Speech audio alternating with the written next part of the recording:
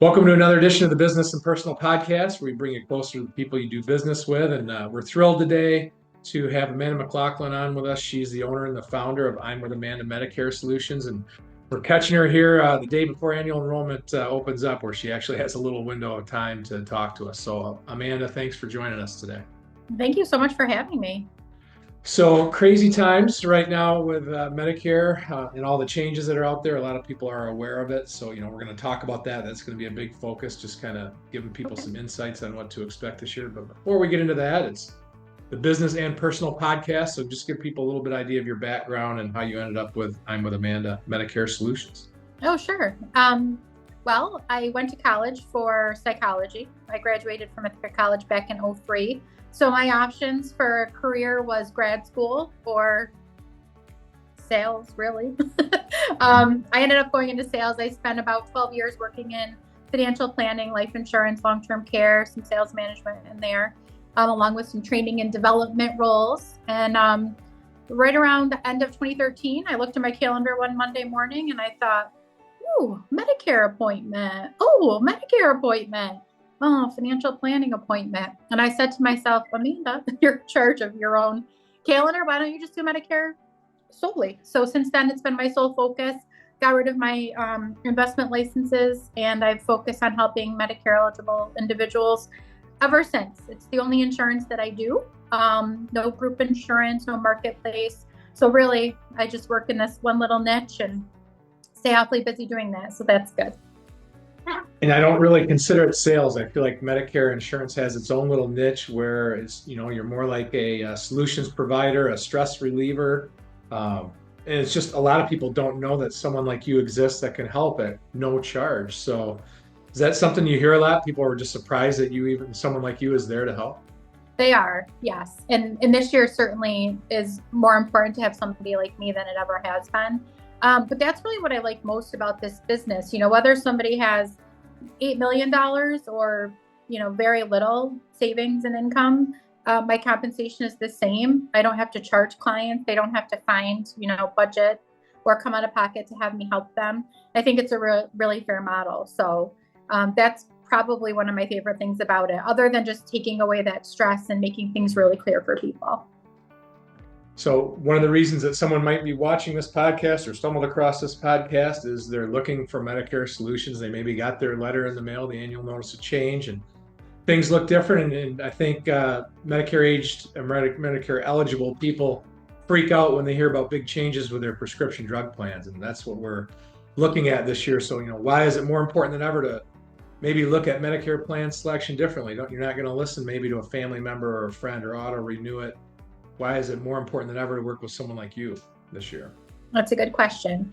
I think one of the best things about Medicare options is that they can be so individualized. So you'll even sit down with spouses who one really is best fit for something and the other is best fit for something else. You really can customize and tailor your insurance coverage specifically to what you need.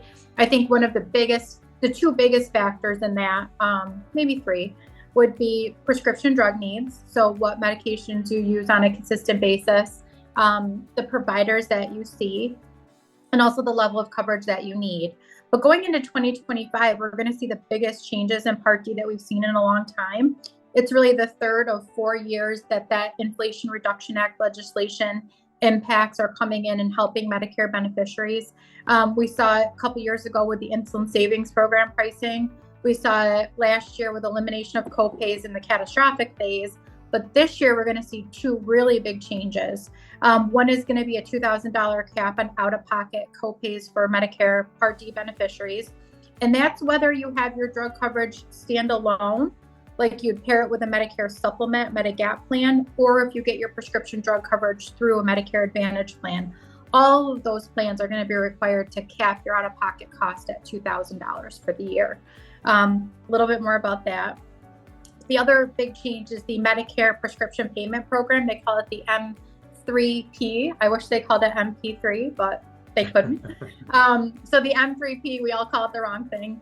That's actually a requirement on your prescription drug plan. Again, whether it's standalone or through a Part D or through a Medicare Advantage plan. It's a requirement on that Part D plan to allow you to pay your annual costs over the 12-month period.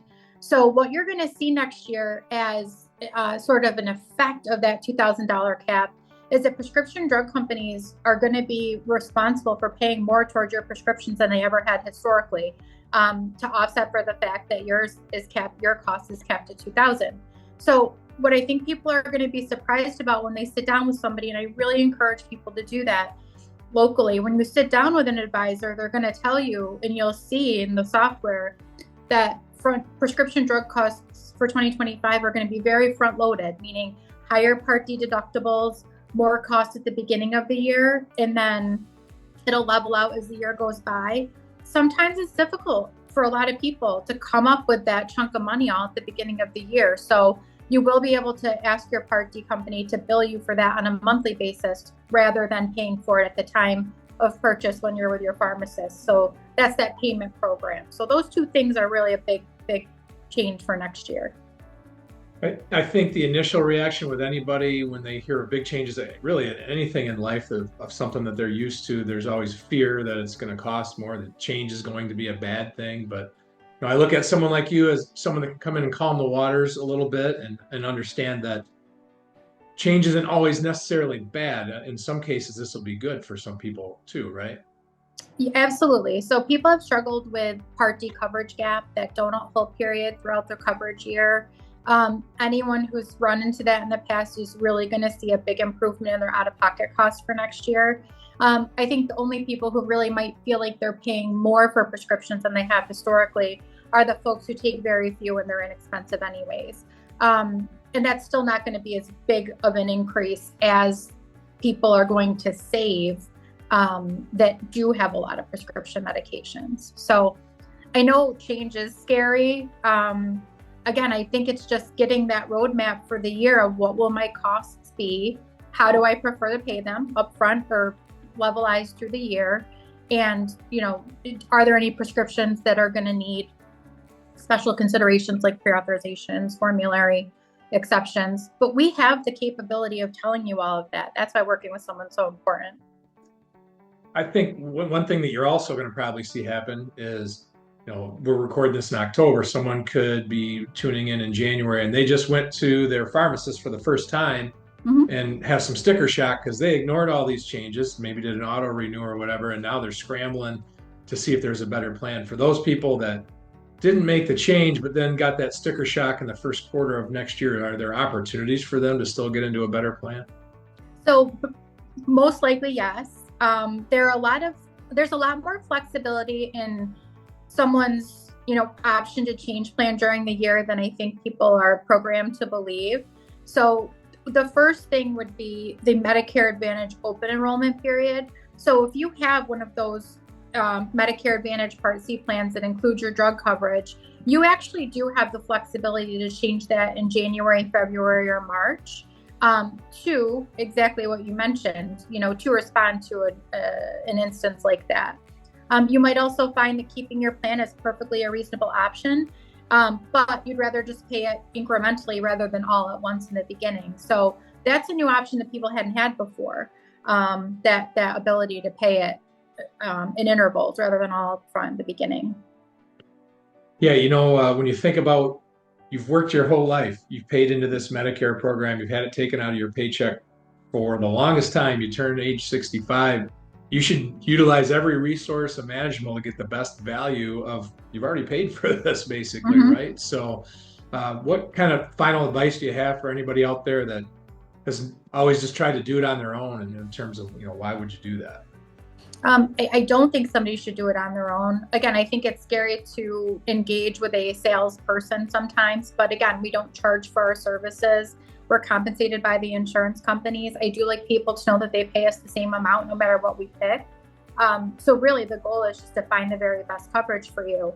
But I do always, at the beginning of the year, I like to do a Part D, which is the prescription component. I like to do a Part D sort of best practices. So when you do go to the pharmacy and they have sticker shock, it could be a couple of things.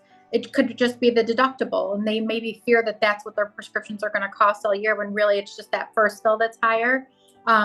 So don't necessarily panic because the cost is high. It could be the deductible. It could be that something needs something as simple as like a pre-authorization. So it's showing up to the pharmacist as rejected, where when the prescriber just calls and does that little step, all of a sudden now you have coverage for that. So there's a lot of reasons for things appearing to be more expensive than they're actually going to be. So it's just knowing how the insurance works. And when I sit down with clients, that's what I like to make sure they're aware of. Mrs. Smith, all these medicines are on formulary. That's why we're going to formulary, so they're covered under the drug plan.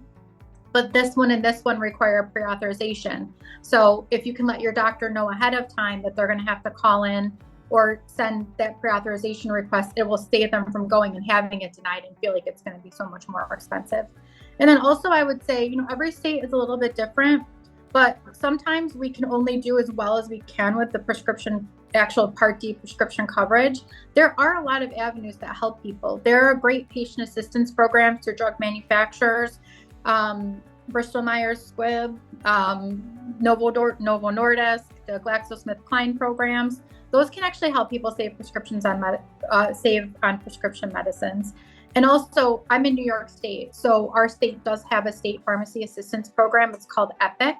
A lot of states have them, so it would be good to explore that as well to see if that program in New York, married couples up to income limits of $100,000 a year and individuals up to income limits of $75,000 a year are eligible for that program, which is really designed to help people save on their Part D. So we absolutely want to optimize the Part D coverage, but we also want to explore what else might be out there to help you reduce those costs.